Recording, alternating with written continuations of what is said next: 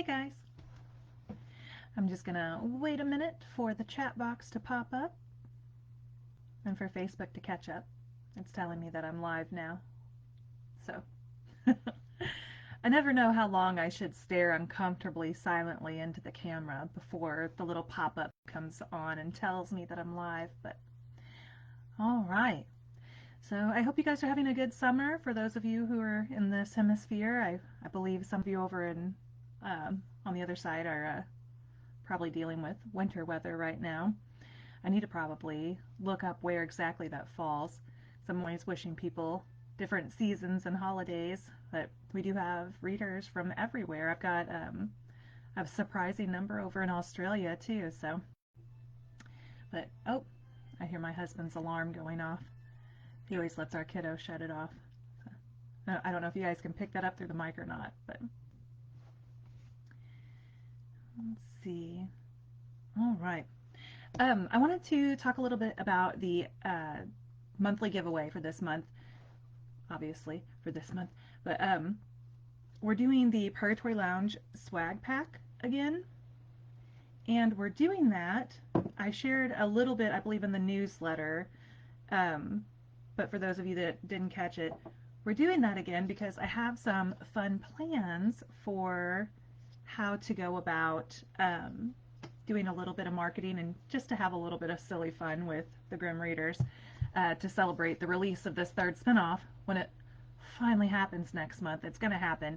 Everything's just been just a little slower for me lately for, you know, health reasons and such. So, oh, there's my honey bunny, Paul, looking good. Thank you, honey. And then, hi, cat. Can catch a few minutes before my lunch break is over. Oh, okay. Well, there'll always be the replay too. So then these giveaways, I'm making sure I leave the giveaways open for at least a couple weeks so nobody misses out on anything. So Cherie, hi. So I was talking about the shenanigans I want to do to help celebrate this third spinoff that's finally going to be coming out next month. And I thought one of the best ways to do that would be to do another one of these giveaways for this month, because we're going to do the book box, of course, next month.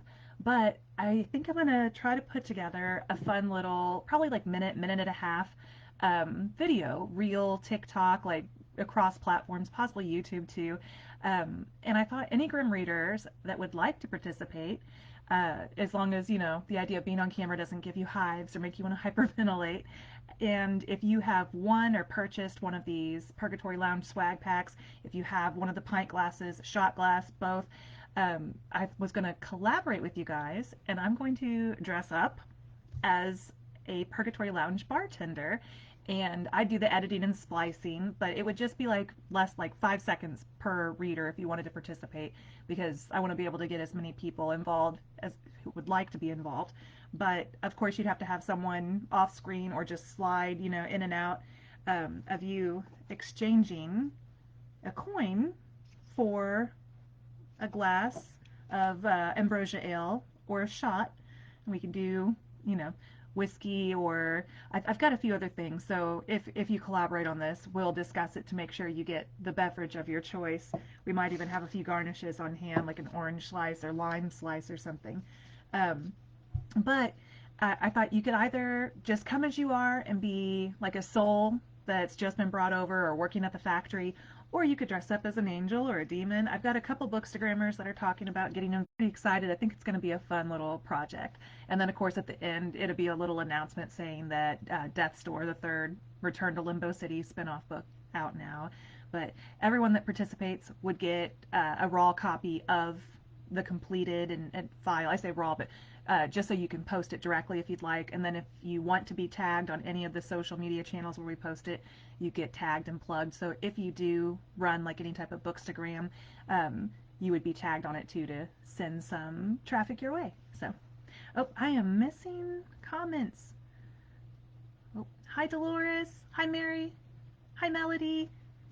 Yeah, I think it's gonna be fun. I hope it will be fun. I know there are quite a few introverted bookworms, but for those who maybe wouldn't mind just being on camera for a few seconds, and like I said, you don't even have to have a costume as long as you've got some Purgatory bar swag stuff and one of these coins. And I left a link to the public giveaway that everyone's invited to be a part of. And then if you're catching this on like YouTube, of course, you know, you can join the Facebook group if you want to enter both giveaways. But I do have the public giveaway and then the exclusive Grim Reader group giveaway. So you guys get an extra opportunity. And I did put a link to the swag pack in my store if you wanted to purchase one. So there's some different options. It's going to be a couple weeks. I will likely be putting it in my newsletter. So if you're not subscribed there, you can always check that out over in the newsletter, or I'm sorry, over on my website, or I'll add a link to the newsletter somewhere in the group after this live chat. So, and I'll probably post it in the group specifically too, like before we set this up, because there'll be like a little form for you guys to kind of go through and see the details. So you know that like there's going to be like a portrait or vertical orientation, so we get everything lined up right. And yeah, it'll probably be just a few weeks out, so we have a little time to edit it before the book release. But so that's why we're doing the Purgatory Lounge swag pack again this month. Love the horns. Thank you. Yeah, I think they're going to come in handy for this video especially. So let's see, Melody sounds like fun. I would love to. Dolores, awesome. Yeah, I think even if you don't have like an angel or demon costume, just like acting like a factory soul, I think it's going to be a lot of fun.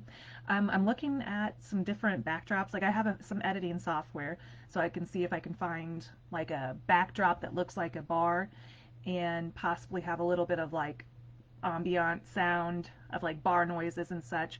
Not too much, because we want to be able to focus on the exchanges between the patrons and getting the ambrosia ale. I might try to make up like a tap sign that says ambrosia ale on it, so it's kind of fun that way. But oh, I was going to share with you guys, I haven't really got out and about a whole lot, but now that my immune system's back up and I'm able to do things, my sister's been in Lee Summit for several months now. I finally went up and stayed the night with her a couple weeks back, and we did a little bookshop crawl. You might have seen a bit of that like on Instagram or in the newsletter, but we visited 3 different bookstores. They were all small, very just very cute, like what's the word, cozy, you know, and they all had like these velvety vintage couches, so it must be like a trendy thing there, which was really kind of neat. And the first one we went to was in Kansas City proper. It was called Under the Cover. It's a romance specific bookstore, and there were several indie authors that I follow. I'm pretty sure they're both indie, that I picked up a couple of. So there's Nikki St. Crow, The Never King. I've seen this one on social media a lot. I get the feeling that it's a little smutty, but I don't mind. It seems kind of like a short, quick read. And if it's as good as everyone says, I'm excited to dig into it. So if you've read it, let me know what you think of it. And then this one, Lindsay Hall, The Modern Girl's Guide to Magic. So I'm pretty sure she's indie as well. And when I say indie, I mean like they manage their own imprint or their own publishing company, much like I do. And the fact that this doesn't even have a copyright page right in the front, I wonder if it's in the back here. Lindsay Hall. Yeah, the copyright page, Bonnie Doon Press, and it's got Lindsay's information. So I think she's indie too. So that's kind of neat that these are both indie authors here. So those are the 2 I picked up at Under the Cover. The second one we visited was in Overland Park, which is about like a 20-30 minute drive from Kansas City. It's still part of the Kansas City suburb. And I think she was possibly either an employee or the owner. I didn't ask directly, but she was in there and suggested this one that looked really fun. It's kind of like it's a like murder mystery, but cozy with animal characters. So that looks like a lot of fun. And I also, oh, this was at Monstera's. It's actually a plant shop too, but I got a children's book for Zave that looked cute.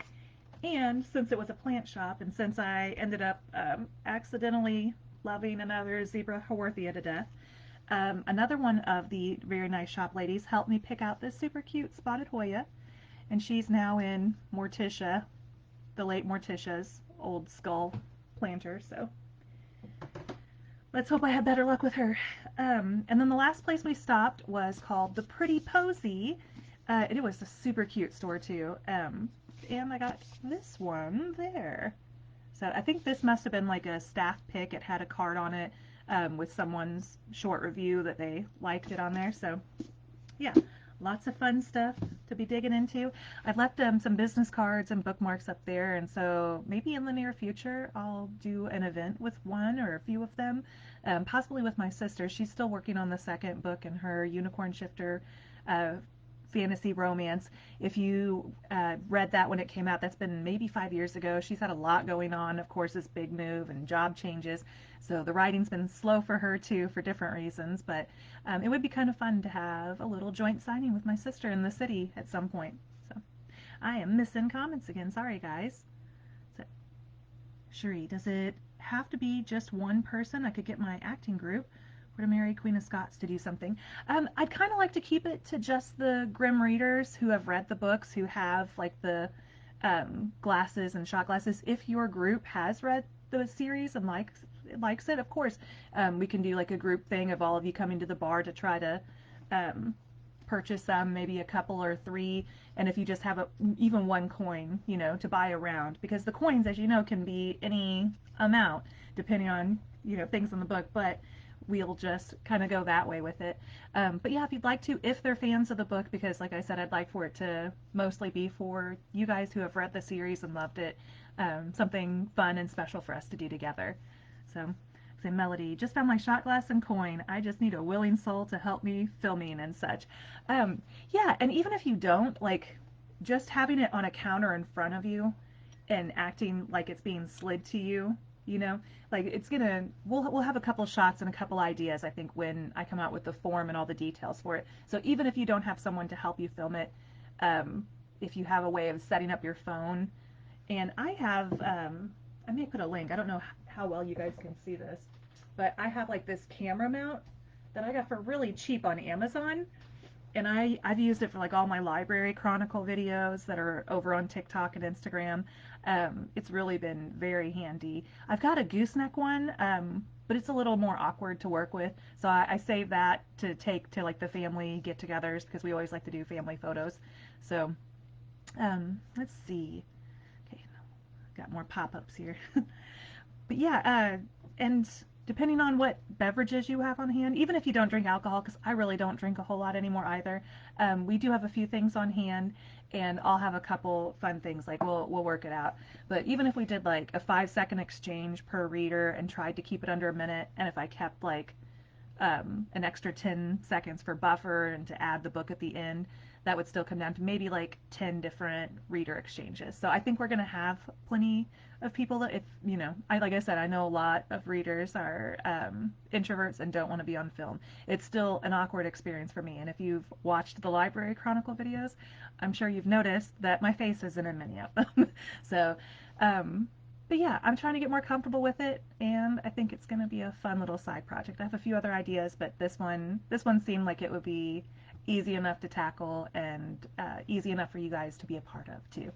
So, all right, it is 6:12. I'm trying to think if there was anything else I was going to share with you guys. I know the giveaway and the reason why it's duplicated, the little book tour with my sister. I'm definitely slow with things I'm working on right now, but I'm trying. I'm trying to accept my limitations too. And of course, this month, these few weeks here, I've been doing a lot of editing for my Budding Bards program with my teen authors. I have a dozen kids this year. I don't know if they'll all finish their stories to go in the book because some of them are going into college, some of them have jobs now. I've been very impressed. I think the longest story I've gotten, we try to say like around a 5,000 word limit, and I had one story come in at like 6,700 words. But it's a really good range, and it's very diverse. I have a couple of 9-year-olds this year, which usually we cap it like at 12, and we go like 12 to 18, but I think I have like 9 to 20-year-olds this year. The 20-year-old is an author who's been in all the books except the first one, so I always like having her back. She always writes fun fantasy stories.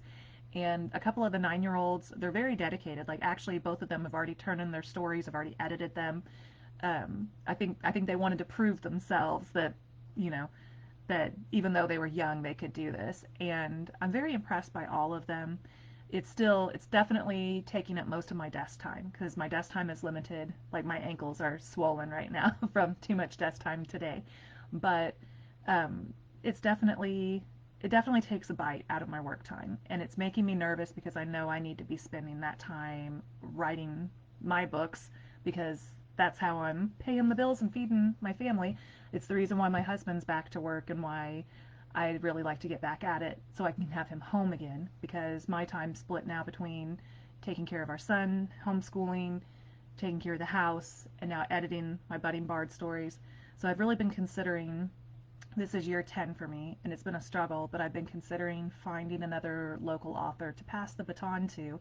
It's a hard sell for other authors just because it's not a paying gig. It's actually something that takes time and money, because I pay for the books that the library then sells uh, to build money for future youth programs like the summer reading programs. Um, and so I feel like it's something that I'll probably end up still donating money to keep going. But if I can find another author to take over the workshop and the editing part, I may end up still doing like the formatting for the stories.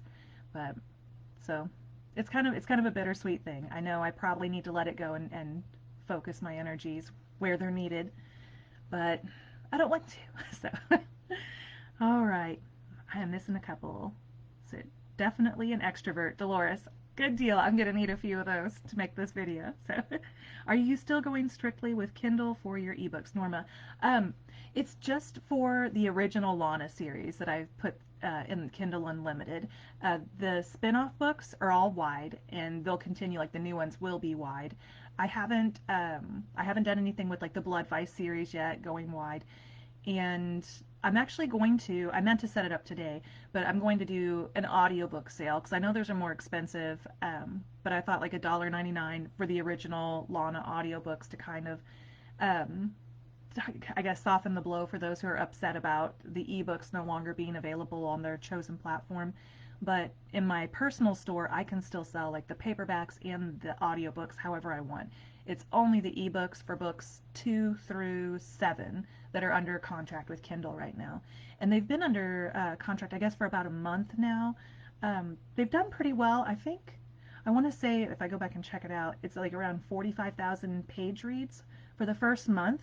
I haven't been in Kindle much before, so I think that's good. It's not translating the same way as like regular sales. Like I'd love for it to be wide and still have regular sales, but Kindle Unlimited, I have a lot of author friends who are in Kindle Unlimited, and it's done wonders for them. So I'm hoping that it will build up, a following there and reach some new readers who will hopefully hang around even after it comes out of Kindle Unlimited. But it may be in there for a term or two. I think they do like 3-month contracts. So if it does really well for the first 3 months, it may stay in for another 3 months. But if you've purchased the ebooks on any other platform previously, you should still have access to those ebooks that you've purchased. If you were just accessing them through like another subscription service, like I think Kobo Plus maybe they were in before, then they're probably not available there. But if you purchase them as ebooks on any other platform in the past, you should still have access to them. So I hope that helps. Paul, very much an introvert. He is very much lying. So, but my honey will likely be in the video too, getting one of these beverages with a coin. So, all right, guys, it's about I guess 6:18. I'd say I'm off to watch Jeopardy, but the Olympics have put a great big old monkey wrench in my Jeopardy plans. It's on the same network, so I have to go for like 2 weeks without Jeopardy. And, to add another kick while I'm down on it, I think it was Pluto had like the old Ken Jennings run, and we were watching the throwbacks, and I guess their contract's up too. So I'm gonna have to keep digging and see if I can find a different way to watch Jeopardy. But I think season 4 of Umbrella Academy is dropping on the 8th of this month, so that's the most of my TV watching when my ankles can't take the desk work and I have to prop them up somewhere. So, Norma, okay, don't scare me like that. I got my books through. I'm not sure. Got your books through or got your books though, maybe. So I hope you still have access to them all. Yeah, if you purchased them anywhere in the past, you should still have all of those in whatever account you purchased them from. So, BookBib, which is a Barnes and Noble. Yeah, I would say you should still have access to anything you've purchased. It would only be like subscription services, and I think Kobo Plus might be the only one previously. So yeah, any past purchases, and then of course the spin-off ones that are releasing will all be wide. So I'm really anxious, really excited to get that one out. And yes, I am still working on the customs too. It's just a matter of running out of steam once I get done editing a teen story or two.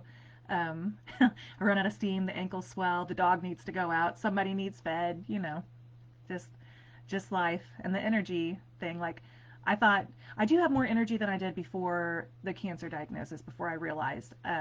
But then I guess the fact that it's not just post cancer, but also post menopause, because the cancer treatment put me into menopause. And I guess that's a whole new thing too, with like, oh yeah, your energy levels are going to be down among this laundry list of other things that you get to deal with now too. So double whammy for me, but I'm doing the best that I can be right now, I think. And I've got a supportive honey and a supportive kiddo, and so I'm just happy to be alive, you guys. So I'm doing my best, and I hope we get to do lots of fun things soon.